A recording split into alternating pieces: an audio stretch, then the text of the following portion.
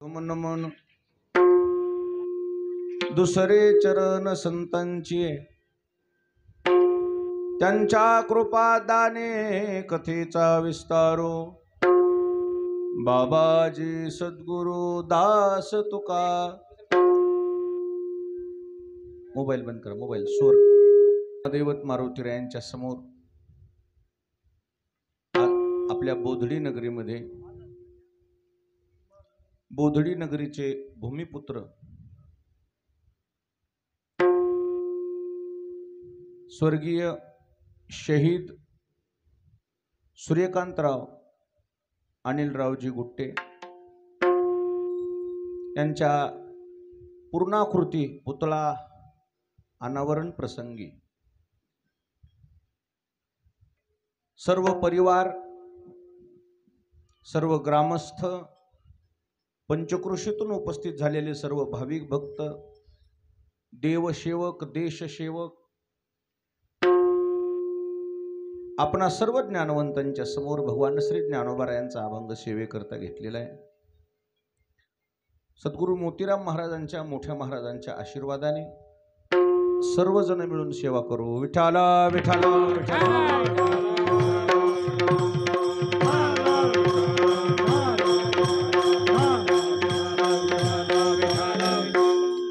या कार्यक्रमाची संकल्पना मला ज्यांनी सुचवली ते आमचे शिवाजी बुवा गायकवाड।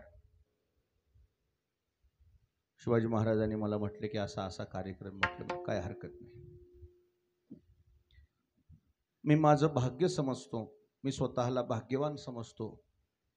एका जवानाच्या, एका देशसेवकाच्या पुतळ्याचा अनावरण करण्याकरता मला तुम्ही आमंत्रित केला आणि मी ती सेवा करू शकलो। ज्यावेळी ते अनावरण झालं आणि मी त्यांच्या आईवडिलाला गाडीत घेऊन इथपर्यंत आलो, सूर्यकांतरावला आणि पुष्पाताईला,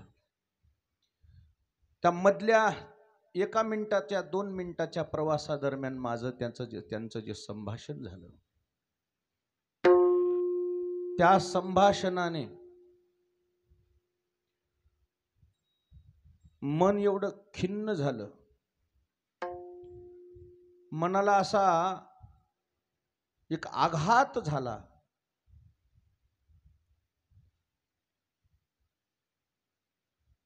संतती कशी असावी, केवळ आईवडिलांनीच त्या लेकराचं वर्णन करावं असं नाही, गावाला सुद्धा वाटावं की अशी संतती असावी, परिसराला वाटावं अशी संतती असावी। या आपल्या संपूर्ण जिल्ह्यालाच हा हादरा बसलेला आहे, हा धक्का बसलेला आहे, लक्षात घ्या। नांदेड जिल्ह्याला गावातल्या प्रत्येक व्यक्तीचं म्हणणं आलं की असं गुणी लेकरू नव्हतंच हो दुसरं कोणतं। जननी जने तो भक्त जने दाता या शूर नहीं तो जननी वांझ भली क्यों खोती हो। एक तर लेकरू भक्त असावं, दाता असावं, नाही तर शूर असावं। एक तर देवाच्या कामाला यावं, देशाच्या कामाला यावं, नाही तर धर्माच्या कामाला यावं। देश सेवा करत असताना, आपला हक्क बजावत असताना आपल्या बोधडीमध्ये निघालेला सूर्य असा अचानकपणे मावळला असं कधी वाटलं नव्हतं। परंतु ही जी घटना झाली, ही जी दुर्घटना झाली, आपल्या गावासाठी, या अनिलरावाच्या परिवारासाठी, आपल्या जिल्ह्यासाठी फार हानिकारक आहे। एकुलता एक लेकरू,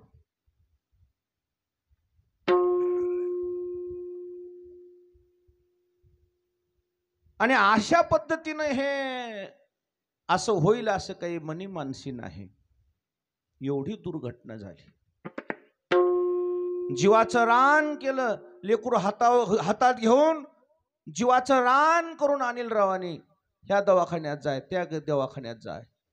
4-5 दिवस अन्न पाण्याचा पोटात कण नाही, परंतु शेवटी यश आलं नाही, अपयश आलं।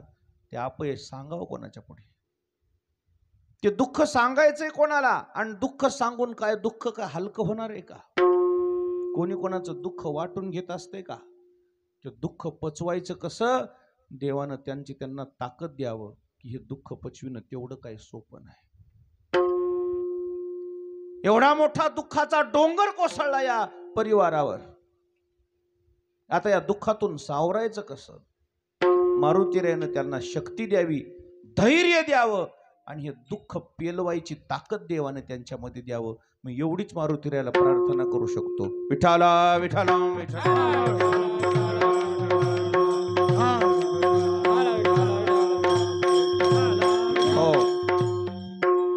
देशभक्तीपर गीत तुम्हाला जे येत असतील ते म्हणा ना ठाकरे सर.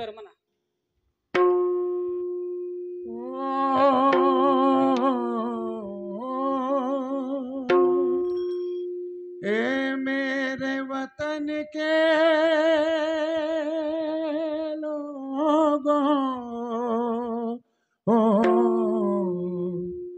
तुम खूब लगा लो नारा, ये शुभ दिन है हम सबका, लहराल तिरंगा प्यारा, मत भूलो सीमा पर वीरों ने है प्राण गवाए, कुछ याद उन्हें भी कर लो, कुछ याद उन्हें भी कर लो, जो लौट के घर ना आए, जो लौट के घर ना आए। ए मेरे वतन के लोगों, जरा आँख में भर लो पानी, जो शहीद हुए हैं उनकी जरा याद करो कुर्बानी। ए मेरे वतन के लोगों, जरा आँख में भर लो पानी, जो शहीद हुए हैं उनकी जरा याद करो कुर्बानी। जब घायल हुआ हिमालय, खतरे में पड़ी आजादी, जब तक थी सांस लड़े हो, जब तक थी सांस लड़े हो, फिर अपनी लाश बिछा दी, संगीन पे धर कर माता, सो गए अमर बलिदानी, जो शहीद हुए हैं उनकी जरा याद करो कुर्बानी। जब देश में थी दिवाली, वो खेल रहे थे होली, जब हम बैठे थे घरों में, जब हम बैठे थे घरों में, वो झेल रहे थे गोली, थे धन्य जवानों अपनी, थी धन्य उनकी जवानी, जो शहीद हुए हैं उनकी जरा याद करो कुर्बानी। कोई सिख कोई जात मराठा,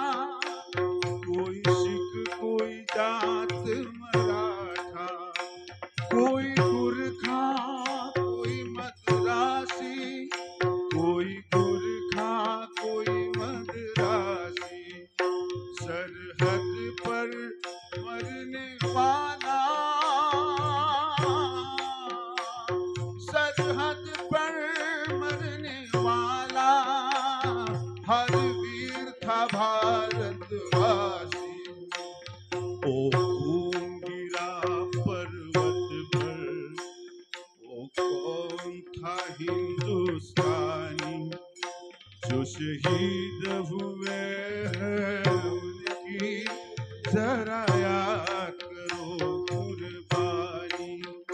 ये खून से लथपथ काया फिर भी बंदूक उठा के 10-10 को एक ने मारा। फिर गिर गए हौस दबा के।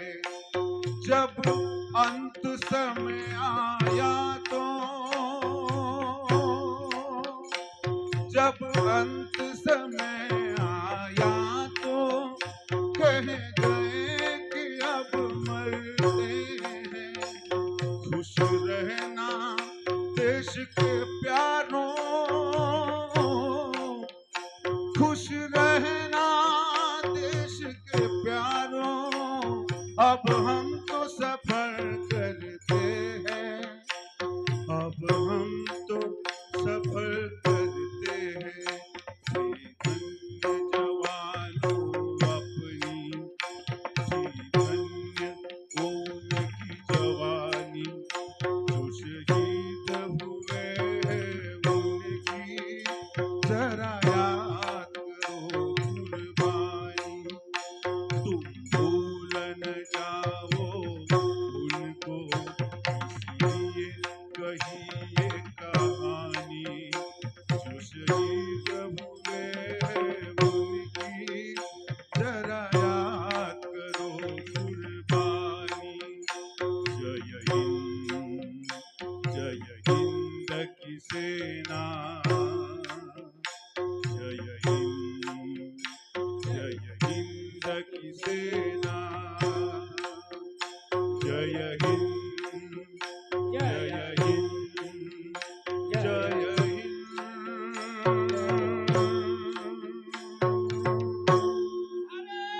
भारत माता की जय। वंदे मातरम।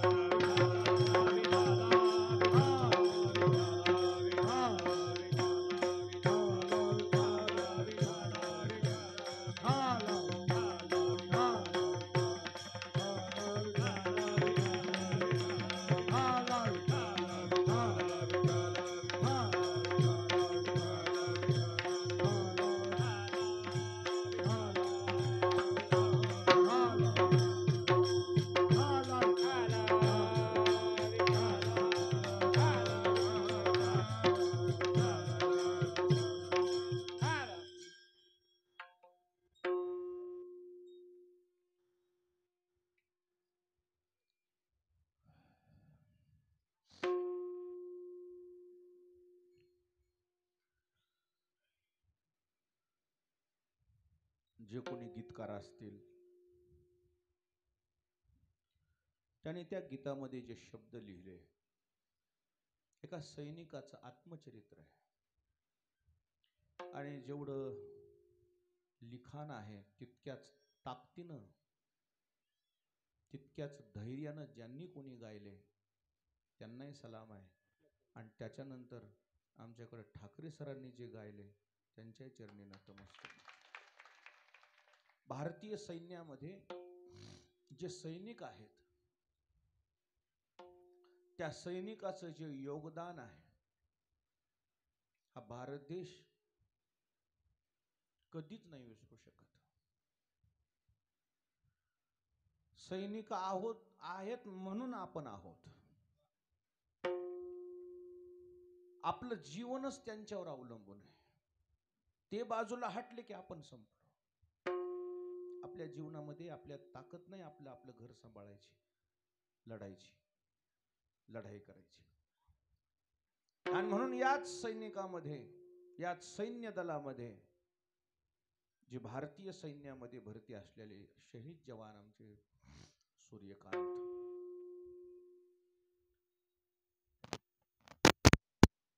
सुपुत्र या भारत मातेची सेवा करता करता करता करता शहीद होतो. गावाकरता हळहळ करणारी गोष्ट आहे, परिवाराकरता हळहळ करणारी गोष्ट आहे, देशाकरता, राष्ट्राकरता, जिल्ह्याकरता ही हळहळ करणारी गोष्ट आहे. आणि म्हणून त्याच सैनिकाची सेवा करण्याकरता त्या परिवाराने ही एक आम्हाला संधी दिली. आपणही सर्वजण मंडळी या सैनिकाची सेवा करण्याकरता आलेलो आहोत. निश्चितच त्यांच्या परिवाराच्या वेदना घेऊ शकत नाहीत, पण आपण सोबत राहू शकतो. ज्या वेदना आहेत ते त्यांच्या जीवाला माहीत. काय काळजावर धोंडा ठेवलाय त्यांनी, कसं चलतात, कसं वागतात, कसं जगतात, त्यांच्या जीवाला माहीत. त्या ईश्वरानं त्यांना शक्ती देऊन एवढा मोठा जो आघात झालाय त्या आघातून देवाने त्यांना सावरावं अशी प्रार्थना करतो आणि सेवेला आरंभ करतो. विठ्ठला विठ्ठला.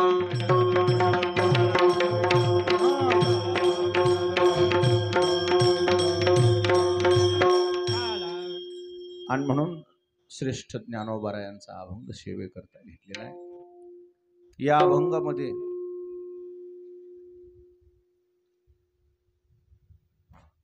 भारतीय जो ध्वज आहे तिरंगा, हा तिरंगा सांभाळत असताना या तिरंग्याची शान, तिरंगाच्या या ध्वजाचं वर्णन तर एवढं गोर आहे. ज्यांनीही भारतीय ध्वज निर्माण केला असेल त्यांनी असा अभ्यासपूर्वक विचार केलाय की तिरंगा नेमकं काय. केशरी रंग म्हणजे त्यागाचं प्रतीक आहे. हिरवा रंग हरित क्रांतीचं प्रतीक आहे आणि पांढरा रंग शांतीचं प्रतीक आहे. आणि अशोक स्तंभ मध्ये 24 रेषा, त्याच्यातलं सुद्धा अध्यात्म दडलेलं आहे.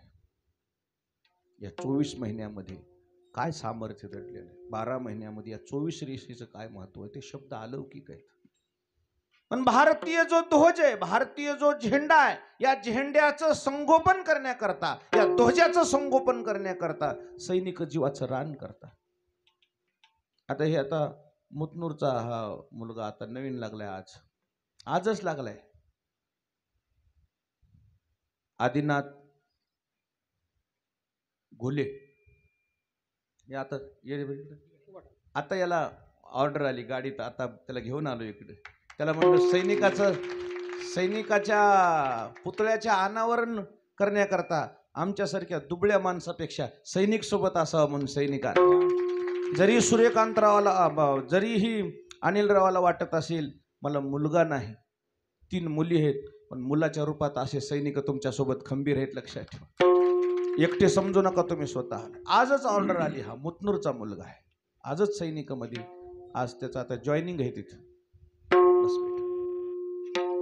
हे असे जे वीर, असे जे जवान आहेत भारत मातेचं रक्षण करण्याकरता, या मातृभूमीचं रक्षण करण्याकरता, एकटच आहे ते बी, एकटच आहे. मग त्यांनी असा विचार केला नाही की मी एकुलता एक, माझ्या आईला कोणाचा आधार आहे. नाही म्हणला मला जायचंय महाराज सैन्यात. निघाला तो मातृभूमीचं रक्षण करण्याकरता, भारत मातेचं रक्षण करण्याकरता, भारतीय ध्वजाचं रक्षण करण्याकरता जीवाची बाजी लावतात सैनिक. विठाला विठाला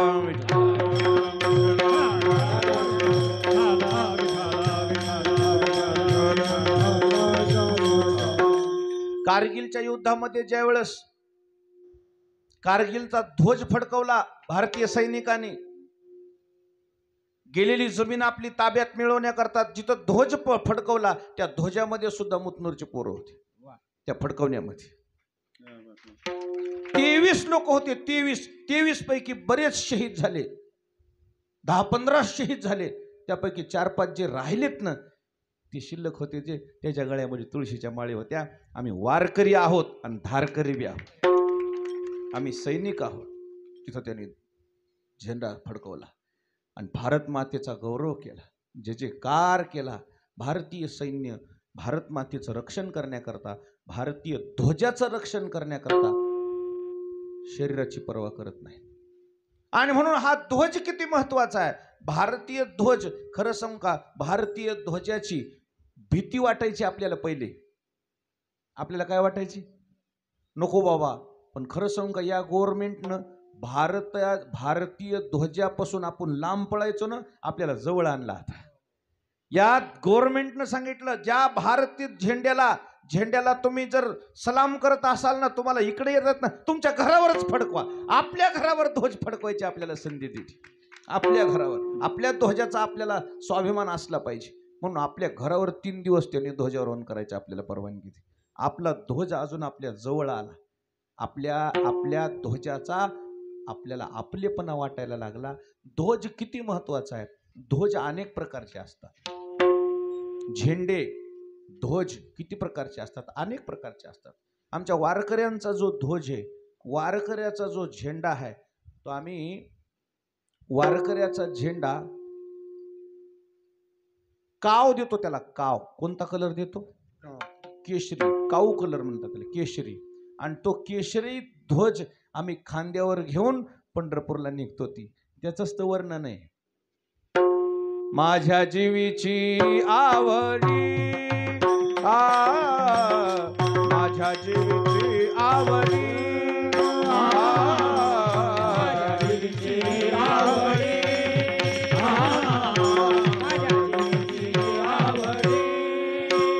पंढरपुरा येईन गोडे, पंढरपुरा येईन गोडे.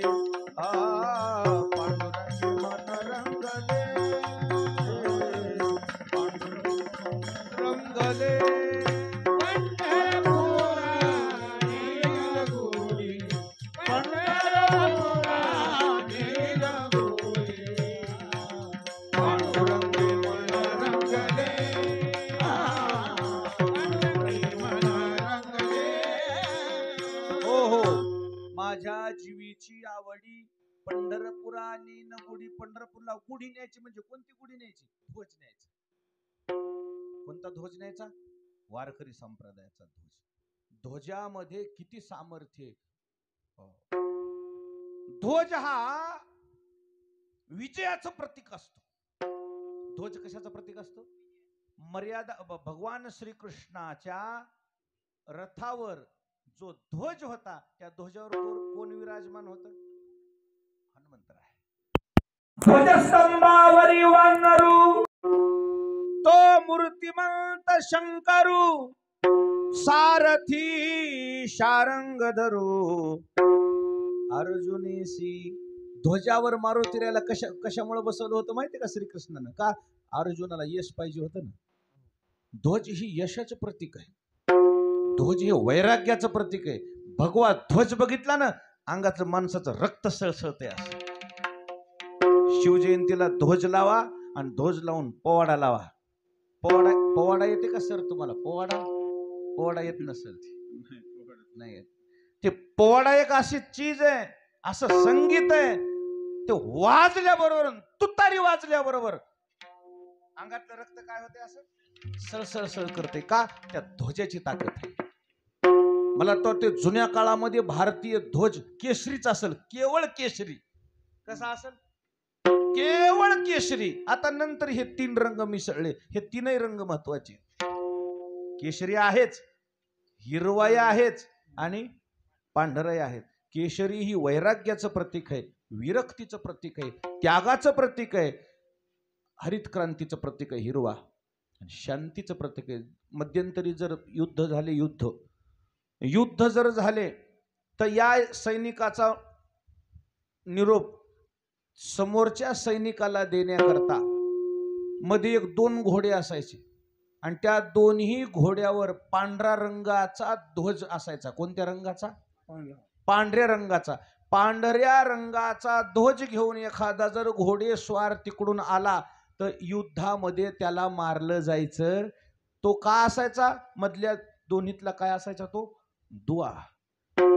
तो शांतीचं प्रतीक आहे. त्याला कोणीच आजपर्यंत मारलेलं नाही का? तो शांतीचा संदेश घेऊन आला. इकडचा निरोप तिकडं, तिकडचा निरोप इकडं. म्हणून ध्वजाचं महत्व संप्रदायामध्ये शब्दात वर्णन करता येत नाही. तसं आज ज्ञानेश्वर महाराजांनी जे ध्वज सांगितलं आहे, ते ध्वज तो म्हणजे देशाचा प्राण असतो. प्राण. या ध्वजाबद्दल एवढं, या ध्वजामध्ये एवढं सामर्थ्य असते. जर काही एखादी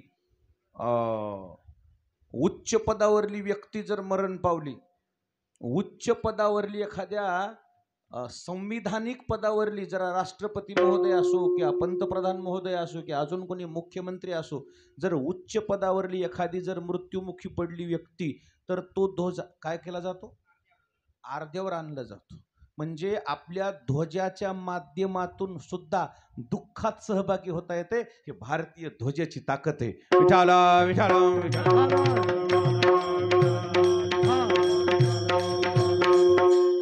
असा जो ध्वज आहे तो भारताचा प्राण आहे.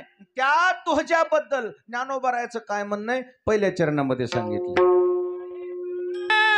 ध्वजाचे चिरगुट पाहे पा ध्वजाचे चिरगुट पाहे पा ध्वजाचे चिरगुट पाहे पा ध्वजाचे चिरगुट पाहे पा ध्वजाचे चिरगुट पाहे पा ध्वजाचे चिरगुट पाहे पा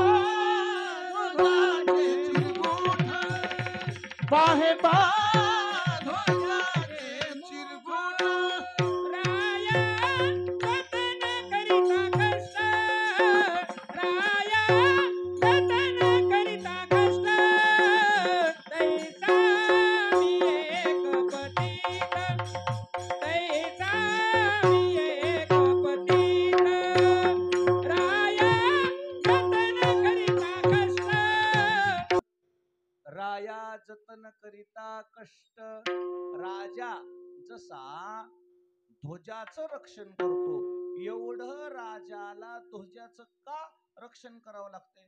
कारण ती चिरगुट महत्वाचं नाही, त्याच्यातले रंग महत्वाचे, त्याच्यावर शिक्का महत्वाचा आहे, त्याच्यावर स्टॅम्प महत्वाचा आहे. चिरगुट आहे. मला वाटते तुमच्या आमच्या कपड्यापेक्षा ध्वजाचा कपडा कसा आहे? स्वस्त आहे. कसा आहे? स्वस्त आहे. पण आपल्या कपड्याला तेवढी किंमत आहे का?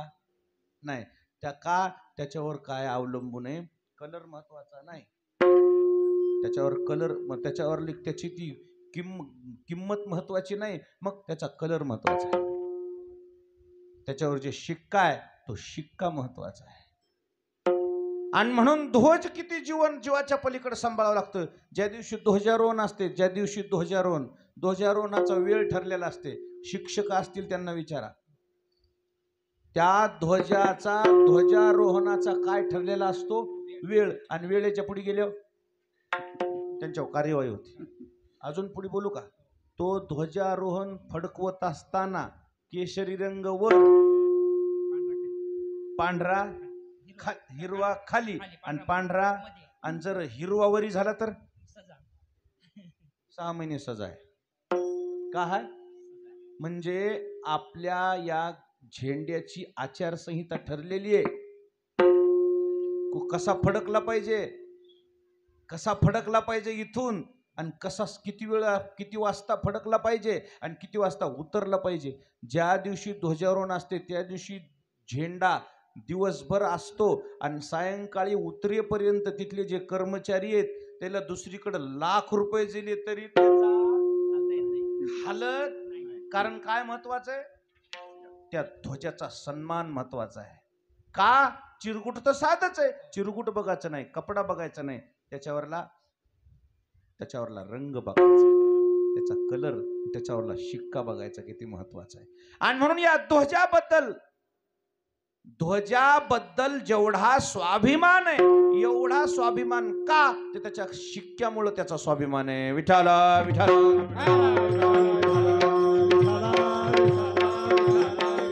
म्हणून हे सैनिक ज्यावेळी एखादी जर लढाई लढले ना, त्यावेळेस यांच्यासोबत एखाद्या बाकीच्या गोष्टी कमी असतात, पण यांच्यासोबत काय असतो? ध्वज असतो. आणि त्या ध्वजाचा एवढा स्वाभिमान असतो त्यांना. आणि दुसरी गोष्ट, हेच ज्यावेळी सैनिक हे वीर जवान वीरगतीला प्राप्त होतात, शहीद होतात, त्यावेळेस त्या शहीदाला कोणतं पांघरून आहे? हिरव्या आपल्या भारत ध्वजाचं काय आहे? पांघरून आहे. त्याच्यापेक्षा जगामध्ये पांघरून अजून भारी निघालच नाही. जगातलं सगळ्यात मोठं पांघरून कोणचं आहे? भारतीय ध्वज. आणि या भारतीय ध्वजात पांघरुणामध्ये ज्यावेळी हा शहीद पोहडतो, विश्रांती घेतो, त्यावेळेस ही भारत माता त्याला वटीत घेते. काय करते भारत माता? भारत माता मांडीवर घेते. माझं बाळ माझ्या मांडीवर झोपले म्हणून ती भारत माता त्याला थापटून निजवीत झोपी घालते, त्याला अंगाई गीत घालते. माझ्या लेकरानं माझ्या करता बलिदान दिलेलं आहे, माझ्या लेकराला कष्ट लागू नये म्हणून अशी माय त्याची टाळू मागते. ती भारतीय ध्वज पांघरून ती भारत माता, ही पृथ्वी माता, ही भारत माता त्याला कडेवर घेऊन त्याला मांडीवर घेऊन सांभाळती. जन्मदात्या माईपेक्षाही त्याचं जीवा जतन जतन करते. का जतन करते? तर त्या सैनिकानं आपल्या ध्वजाचा सन्मान राखण्याकरता बलिदान दिलेलं आहे. म्हणून ध्वजाचं चिरगुट किती किमतीचं आहे महत्वाचं नाही, त्याच्यावरला शिक्का महत्वाचा आहे. पाहे पा ध्वजाचे चिरगुट, राया जतन करिता कष्ट. जसं चिरगुट साध आहे, पण ध्वज हा भारतीय आहे म्हणून राजा म्हणा, सैनिक म्हणा, त्याचं जीवा जतन सांभाळ करतात. तसा परमात्मा ज्ञानेश्वर महाराज म्हणले आमचा सांभाळ करतो. का सांभाळ करतो? दुसऱ्या चरणामध्ये स्वामी एक पतित, स्वामी एक पतित, स्वामी एक पतित,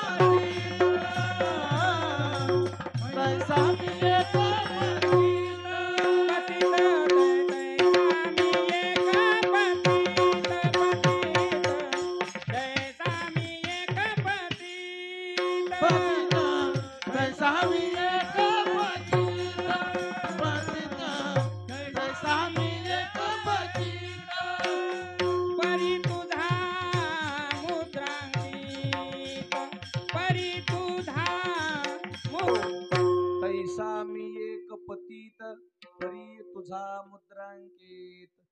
तसं म्हणले महाराज म्हटले, तसं आम्ही जरी सामान्य असलो, आमच्यावर मुद्रा तुमचा आहे. कोणाचा आहे? देवाचा मुद्रा आहे. खरं सांगा, कागदातच फरक आहे की नाही? ज्या कागदावर गव्हर्नरची सही आहे, कोणाची सही? गव्हर्नरची, त्याला कागद बनता का? त्याला काय म्हणावं लागते? नोट. ती नोट देऊन आपल्याला काहीही विकत घेता येते. आणि त्याच्यावर आता तुम्हाला एक गोष्ट माहिती का नाही, हे जे छोटे छोटे लेकरं आहेत ना, त्याच्याजवळ पैसे असतात खेळायचे, माहिती का तुम्हाला? खेळायचे पैसे माहिती का तुम्हाला? अशा असते तो नोटा, जाली नोट, त्याच्यावर खेळायचे. मग त्याच्यावर त्या खेळायच्या पैशावर दुकानावर जाऊन बिस्किट गोळ्या मिळतात का नाही मिळत? त्याच्यावर काय नाही? गव्हर्नरची सही नाही ना, गव्हर्नरची. याच्या अगोदरचे जे पैसे होते ना, आता कागदाचे आले, याच्या अगोदरचे कशाचे पैसे होते? सोनं, चांदी, तांब, कास, पितळ, जर्मन, ते 20 पैसे 10 पैसे जर्मन. अजून एक माहिती का नाही तुम्हाला? चमड्याचे सुद्धा पैसे होते. आमच्या ग्रंथामध्ये पैशाचं वर्णन आलंय. कशाचे वर्णन होते? चमड्याचे. चमडा कातरायचा आणि त्या चमड्यावर सहीन शिक्का गव्हर्नमेंटचा असला की त्या चमड्यावर सुद्धा काही भेटत होतं. म्हणजे चमडा महत्वाचा नाही, काय महत्वाचा आहे? शिक्का महत्वाचा आहे. विठाला विठाला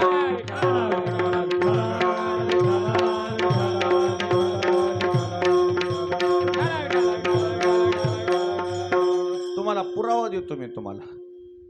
राज आज्ञेची अक्षरे आहाती, त्या चामायेका पडती, त्या चामासाठी जोडती सकळ वस्तू.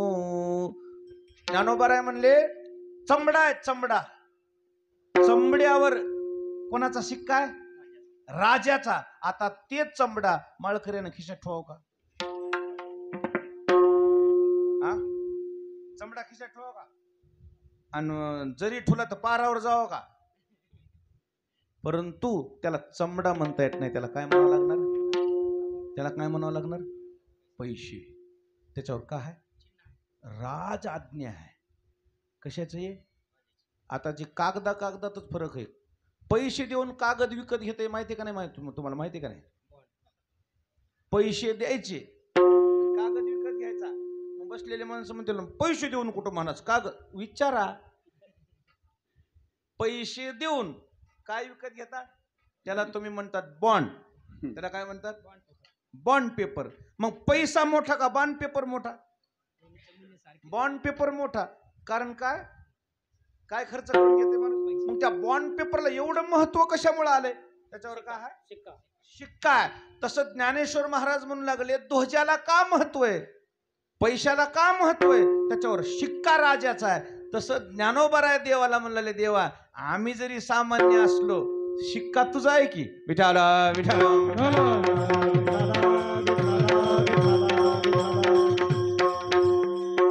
ज्ञानदेवी नाम राम कृष्ण ठोसा, ज्ञानदेवी नाम राम कृष्ण ठोसा, ज्ञानदेवी नाम राम कृष्ण ठोसा, ज्ञानदेवी नाम राम कृष्ण ठोसा. तेने दश दिशा आत्मा राम, तेने दश दिशा आत्मा राम, हरी मुखे मना हरी मुखे मना, हरी मुखे मना हरी मुखे मना. गेले दश दिशा आत्मा राम, दश दिशा आत्मा राम, हरी मुखे म्हणा हरी मुखे म्हणा, हरी मुखे म्हणा हरी मुखे म्हणा. वा वा वा वा. कोणता ठसा आहे? ज्ञानेश्वर महाराज म्हणजे आम्ही जरी तुला सामान्य दिसलो, ठसा तुझ्या नामाचा आहे. कोणता आहे? आम्ही सामान्य कशी झाली मग? आता आम्हाला तुझ्या नावाचा जर ठसा ज्ञानदेवी रामकृष्ण, आता आमच्यावर जर नामस्मरणाचा ठसा असेल तर आता आम्हाला कोणी सांभाळायचं? आमची जिम्मेदारी तुलाच घ्यावं लागेल की देवा. आता मला सांगा, तुमच्या नावानं मंगळसूत्र घातलं, काय घातले? तुमच्या नावानं मंगळसूत्र घातल्यावर आणि तिला सांभाळायची जिम्मेदारी कोणाची? कोणाची? मंगळसूत्र घालणाऱ्याची.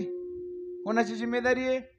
तिथून पुढे दाग दागिने, सोनं नाणं, कपडा लत्ता, मोबाईल बी द्यावा लागले ना आता लग्न झाले.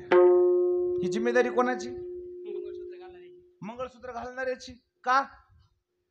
इथं बघा की कोणाच्या नावानं लावले. कोण? मालकाच्या नावानं. हा दागिना आहे, शिंदूर भरलाय, कुंकू लावलंय, मंगळसूत्र घातले, बांगड्या घातल्यात, जोडवे घातलेत, चैन घातलेत. आता हे सगळे जे सौभाग्यवतीचे जे अलंकार आहेत ना, आम्ही नामाचे धारू, आम्ही नामाचे धारू, आम्ही नामाचे धारू, आम्ही नामाचे धारू. नेनो प्रकार अनेक, नेनो प्रकार अनेक. हो आम्ही नामाचे धारक, नेनो प्रकारानिक, सर्व भावे एक विठ्ठलची मालक म्हणून देवाला स्वीकारलं की इथून पुढे जिम्मेदारी मालकाची जास्त आहे. आता समजा मला तुम्हाला विचारायचं, आता एखादी बाई माणूस असं कीर्तनातलं हापशीला पाणी आणायला गेलं आणि त्या बाई माणसाच्या अंगावरली साडी फाटकी असली तर त्या फाटक्या साडीमुळं तिचा कमीपणा का तिच्या बापाचा कमीपणा? तिला मंगळसूत्र बांधण्याचा कमी पडा. मला नाही ध्यान आहेत का नाही बघायला. फाटकी साडी नेसावं लागली म्हणून तिच्यावर वेळ आली, तिचा कमीपणा का तिच्या वडिलाचा कमीपणा? तिचाही कमीपणा नाही, तिच्या वडिलाचाही कमीपणा नाही, तरी ती लाज स्वामीशी. स्वामीशी म्हणजे कमीपणा कोणाचा आहे? कारण कोणाची आहे ती? कोणाची आहे?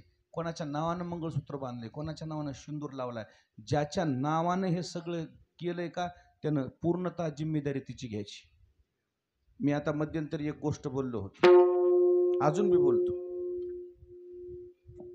जे माणसं लग्न करतात ना, लग्न करणाऱ्या माणसानं विचार करून लग्न करावं, आपली हैसियत आहे का लग्न करायची. आणि मला वाटते हैसियत नसेल तर काय करावं, कुंभमेळा भरलाय, मठाव जा एखादी. हा, कारण हैसियत नसेल तर त्या रस्त्याला जाऊ नका. काही काही असे जे हैसियत माणसं नसलेले लग्न करतात ना, त्या प्रत्येक संसारात लागणाऱ्या गोष्टीची अपेक्षा कोणाकडून करतात, कोणाकडून करतात, सासऱ्याकडून. आणि जे असे भिकमागे लोक आहेत ना, प्रत्येक गोष्टी सासऱ्याकडून, प्रत्येक गोष्टी सासऱ्याकडून, हे असे जे भिकमागे लोक आहेत ना, हे शास्त्रात काही लिहिलेलं नाही असं तिकडूनच आलं पाहिजे सगळं म्हणून. अजिबात नाही. मला पुरावा दाखवा. अजिबात नाही पुरावा. हा, एक लिहिलंय फक्त, वधूवराची मिळणी आणि वऱ्हाडिया लुगडी लिहिली.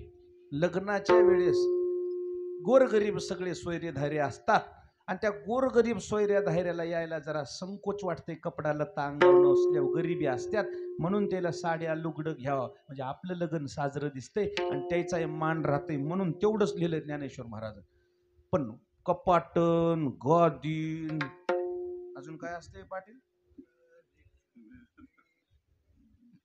गादी, पलंग, कपाट, कूलर, एसी, हे अजून तर काही मी कुठं वाचण्यात आलं नाही मला हे असं.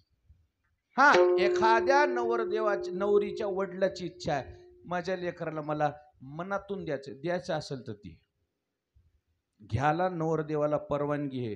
पण कसं देत नाही म्हणून एखादा जर नवरदेव असं म्हणत असेल तर त्याला मायाकडे आण. गलत आहे ते. बरं, हे एक ठीक आहे, हे एक ठीक आहे. अजून दुसरा एक प्रकार आहे का, आपली नवरी, आपली बायको डिलेव्हरीला ऍडमिट आहे. बायको कोणाची, आपली, आणि खर्च कोण करायचा, बापाची पिंड आहे. खर्च सासऱ्यानं काय म्हणून करायचा, बायको तुझी आहे ना, आणि तुला ह्या लेकरापुरता खर्च करण्याची हैसियत नव्हती तर इकडे आला काय आला तू, मठाव बसणे एखाद्या जाऊ, मग तुम्हीच खर्च करा, मग तुमचीच पोरगी. अजिबात नाही, हे सगळं चुकीचं आहे. बायको तुझी हे भल्या माणसा, ज्या दिवशी लग्न झाले त्या दिवशी अधिकार संपलाय त्या बापाचा, आजोर होती आमची आणि आता झाली, तिथून पुढे जिम्मेदारी कोणाची. तिच्या अंगावर जेवढ्या बी खाना खुना आहेत, कुंकू, मंगळसूत्र, जोडवे, हे कोणाच्या नावची, तुझ्या नावची. मग तू सांभाळ ना तिला, तू सांभाळ, तिचे लाड कोड तू कर ना. काही काही माणसं छळ करतात, छळ, जा मोटरसायकलला पैसे आण, त्या विवाहितेचा छळ म्हणून येते का पेपरला, नाही. कित्येक मुली दाखवायच्यात आत्महत्या केल्या, काय बापाला त्रास द्यावा म्हणून, काय बापाला तोंड दाखवा म्हणून. पण मला एक सांगायचंय, पण ज्या दिवशी तुमच्या नावानं तिनं कुंकू लावले ना, तुमचा शिक्का आहे तिच्या कपाळावर, आणि त्या शिक्क्याकरता तुम्ही जीवाचं रान करून तिचं संगोपन केलं पाहिजे. तसं ज्ञानेश्वर महाराज म्हणजे, देवा, आम्ही जरी कोणी सामान्य वाटत असलो तर शिक्का तुझा आहे की, आणि तुझा शिक्का असल्यामुळे जसा राजा झेंडा सांभाळतो, का आहे त्याच्यावर राजमुद्रा, देशाचा शिक्का आहे म्हणून राजा जीवा जतन. हे सैनिक भारतीय ध्वज सांभाळतात, कशा करता, शिक्का आहे. मग त्या शिक्क्या करता ज्ञानेश्वर महाराज म्हणले, जसा सैनिक ध्वज सांभाळतो, राजा जसा ध्वज सांभाळतो, चिरकुटालाच पण किती किंमत येते, चमड्यालाच पण किती किंमत येते, पैसा म्हणून माळकरी माणसं सुद्धा खिशात ठेवतात. त्याच्यावर कोणती अक्षर आहेत, राज आज्ञेचे अक्षर आहेत. त्या राज आज्ञेला जसं प्रमाण आहे तसं ज्ञानेश्वर महाराज म्हणले, देवा, परी तुझा मुद्रांकित, तुझा मुद्रा आहे, आम्ही तुझ्या मुद्रांकित आहेत. आम्ही जरी दिसत असलो, आम्ही तुझ्या जीवावर जगतो. आम्ही आता तुझ्या नावाचं मंगळसूत्र आमच्या गळ्यात बांधले. कोणाच्या नावाचं, देवा, तुझ्या नावाचं मंगळसूत्र आम्ही गळ्यात बांधले. आम्ही आमचे राहिलो नाहीत, आम्ही कोणाचे. जेव्हा समाजामध्ये आम्ही फिरतो, समाजामध्ये फिरताना लोक जसं लग्न झालेली मुलगी सासरमध्ये जाऊ लागली की लोक म्हणतात कोणाची आहे, काय म्हणतात, ही कोणाची पोरगी आहे, हा, कोणाची बायको आहे. तसं ज्ञानेश्वर महाराज रिघाले केशवा घर, झाले एक सवा, रिघाले केशवा. एक जणाबाई म्हणाले पांडुरंगा आता तू घर निघालोत, आता आम्हाला तुझ्याशिवाय दुसरं कोणी नाही, मग आम्ही तुझ्या जीवावर आता आम्ही सगळं सोडले आणि तुझ्या जीवावर आम्ही आता जगायचं ठरवलं. तू जर आम्हाला विचारित नसतील तर आम्ही कुठे जाऊ आता? कोण आम्हा पुशे शिनले भागले आणि तुझं विन विचारले. अरे देवा, आता तुम्हाला तुझ्याशिवाय आम्हाला कोणही विचारणार? आम्ही तुझं म्हणून जगामध्ये फिरतो. जशी एखाद्याचं लग्न झाल्या सासरमध्ये मुलगी नवीन दिसली की माणसं म्हणतात कोण आहे गडी ही? अरे म्हणले फलाण्याची बायको आहे.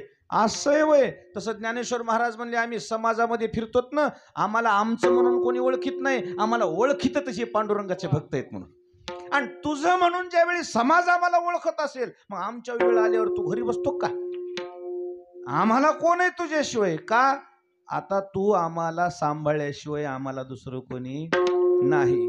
आणि म्हणून परी तू आपुल्या काय बाप रोखमा देवरोदा सांभाळावे आपुल्या ब्रीदा. ज्ञानेश्वर महाराजांना आठवण करून दिली. देवा तुझं ब्रीद तू सांभाळ. देवाचं काय ब्रीद आहे? देवाचं ब्रीद आहे काय? जो मज होय अनन्य शरण तयाचे निवारी मी जन्म मरण शरणांगता शरण्य मीची एको. देवा तूच म्हणतोस ना, मला कोणी शरण येऊ द्या, मी त्याचं जीवाचं जतन सांभाळ करतो. मी त्याला पलीकडच्या तीराला नेतो, मी त्याला बुडू देत नाही. कमरेवर हात ठेवून देव उभा आहे आणि उभा राहण्यातच देवानं दाखवून दिलंय का तुम्ही जर माझ्याकडे आलात तर मी तुम्हाला भवसागरात बुडू देणार नाही. माझ्याजवळ आल्यावर तर पाणी किती आहे? कमरे इतकंच, आणि कमरे इतक्या पाण्यात माणूस बुडत. आणि म्हणून तारीन भव सिंधू घेई माझी भाग साक्ष पुंडलिक करोनी सांगे. देवानं असं वचन दिले. भाग म्हणजे वचन. पुंडलिका माझ्याजवळ कोणी येऊ द्या, मी त्यांना बुडू देणार नाही, त्याला तारतो. भाग म्हणजे काय? वचन दिले. मग भक्ताला तारायचं देवा तू वचन दिलंस ना, मग आम्ही कोण आहे? तुझं तू ब्रीद सांभाळ, आम्हाला सांभाळ. आम्हाला देवा तुझ्याशिवाय कोण आहे? बरं, आम्हाला सांभाळण्यासाठी आम्ही आग्रह का करतो? आम्ही जगामध्ये फिरत असताना तुझे म्हणून फिरतो, कारण तुमचा शिक्का आहे आमच्यावर. कोणाचा शिक्का आहे? जसं मी सुरुवातीला सांगितलंय की ध्वजावर देशाचा शिक्का आहे, पैशावर देशाचा शिक्का आहे. जिथं देशाचा शिक्का तिथं राजाची जिम्मेदारी. तसं ज्ञानेश्वर महाराज म्हणले आमच्यावर देवाचा शिक्का आहे आणि आमची जिम्मेदारी कोणी घ्यायची? मग आता देवानं जिम्मेदारी घ्यायची. आणि म्हणून ज्ञानोबा राय देवाच्या चरणी नतमस्तक झाले. विठोबार